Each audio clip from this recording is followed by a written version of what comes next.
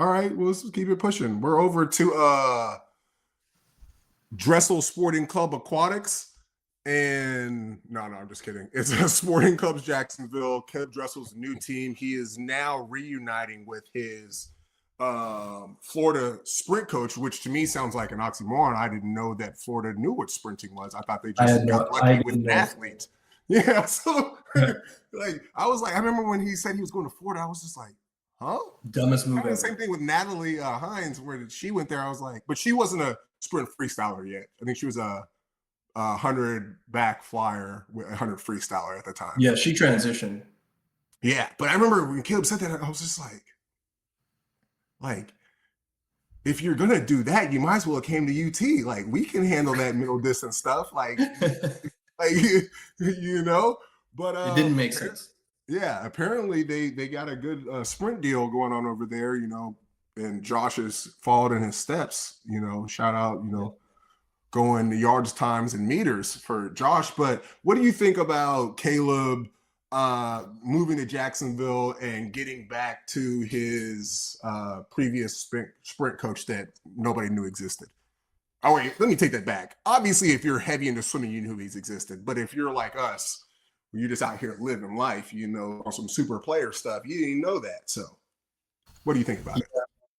So first things first, that coach, his name is Steve Jungbluth, and I'm actually in Jacksonville now too. I've recently moved here, not to train, but so I'm the only one who doesn't know. Everybody else does. Yeah, I saw it on online when he moved. I think he put some vague post on Instagram or whatever. He needs to get his Instagram game up, by the way, but we'll talk about that some other time. You had to tell me to get mine up too. Yeah, seriously. So what I'm gathering is that he's living in Gainesville, but commuting to Jacksonville to train with Steve Jungbluth, the coach. But I don't know what the weight room situation is, if he's lifting in Gainesville, but he's not relocating. So there's some sort of commuting going on. And depending on where he lives in Gainesville, that could be an hour to an hour and a half drive. And I thought this was a really stupid idea. I think if you need a change of scenery and a change of pace, and you feel like you need to go back to a change of coaching, I guess going back to what you're used to and what you've had success with is a decent play. I've seen that work out sometimes. I've seen it not work out other times. But you know, that athlete, I mean, you'll know this too, that athlete coach bond that goes further than just writing good sets. You know, sometimes it takes a good coach to just know how to talk to you. You know, I had a coach like that in college. He just knew how to get the most out of me without me realizing he was getting it out of me. And that worked very well for me. So it's not just about who's writing the best swim sets. It's how are you communicating with that athlete? And if he feels that Steve Jungbluth has that connection with him, then yeah, that's a good idea. The good idea is now negated by the commute. I hate commuting. An hour and a half in the car, both ways, to train is crazy. Could you imagine doing a hard leg day and then sitting in a car for an hour and a half? Imagine if you have doubles. Are you coming back? Yeah. Like, are you lifting Monday, Wednesday, Friday, and then swimming? Well, isn't his family? Because Jacksonville's where Bowles is, right? Jacksonville is where Bowles is. And he's a Bowles kid, so I bet he has family up there. Yeah, he probably has family up here, but I believe his, you know, and I almost feel kind of bad. Family. Yeah, like he's, you know, I think he's married, and I think he has 1 or 2 kids. Yeah, so he can't stay with his parents. Right. So I believe they're still in Gainesville. But I think this stems way further back. Like, he's been having trouble getting back on track ever since he saw David Popovici, you know, spank that ass and not even breathe hard. You know, he hasn't been the same since. So wait, that right there was that was the world champs, right? Where he so did David win that world champs? Because I remember that's a chance he just basically said, "Hey, Team USA, I know I said I'll be here for you guys. I'm out. That's the same meet? I think that's the same meet. Oh God. I'll have to double confirm that. But he hasn't been the same since. And then he's, gone off. I don't want to say gone off the deep end. You say I'm being oh, yes, you're respectful or whatever. But he's from what he was. I think he needs to surround himself with some good people, some good positive people, a good training environment. And I don't know if he has that at Florida or not. But training by yourself, one-on-one with a coach, it takes a special type of athlete to do that. And I don't know if he's in the mental space to be that type of athlete. I don't know. I know what the answer is. I'm gonna tell you right now. Like I said, this is the future of swimming. Me and you are up here. I'm talking about. So, Caleb, run it. Here's what you need. Okay, you ever see those videos on YouTube where it's like this white kid who maybe is a little uncoordinated, who's like dancing and stuff, all the black people around him hyping him up, and he's just like going harder and harder. Yeah, it's like a little white girl who's like singing Project Pat, and everybody's going crazy. Like, Caleb, you need some black people in your life, homie.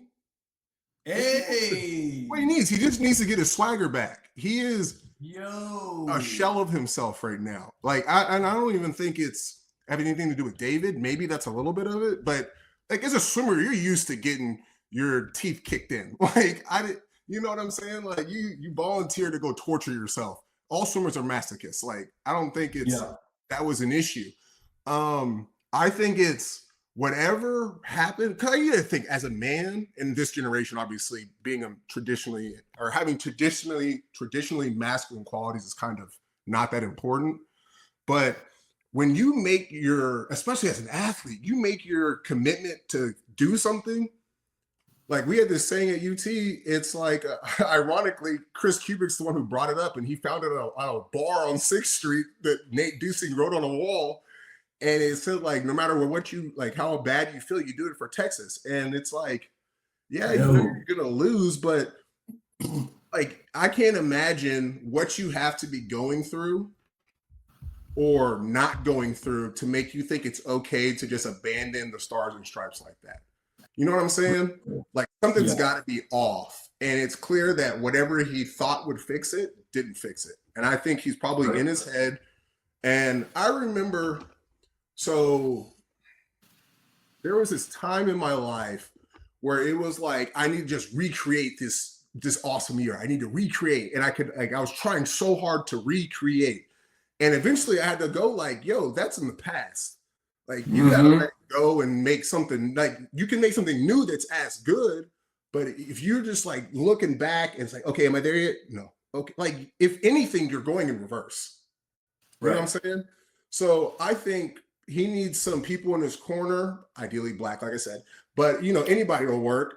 Just like hype him up and just get him on to his next page, right? And I think it's probably not even, maybe it is, but it's probably not even as like 100 freestyler. And I think him keeping one foot in Gainesville is like, I have this safe spot where I know you'll work.